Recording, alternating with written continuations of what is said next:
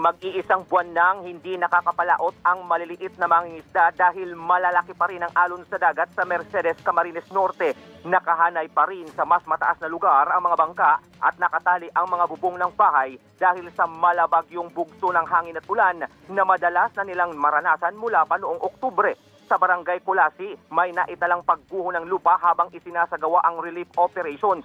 Ayon sa Team Gawa Foundation, umabot sa 2,800 households ang nabigyan ng tulong sa mga barangay ng Kulasi, Pampuhan, Masalong-Salong at Hinipaan. Kabilang anila ito sa mga lugar sa Mercedes na labis na napinsala ng Bagyong Christine, Super Typhoon Pipito at Shear Line. Delikado na sa landslide ang pagpunta sa iba pang coastal at mountain barangay pero tiniyak ng grupo na hahatiran ng pagkain ang mga pamilya rito.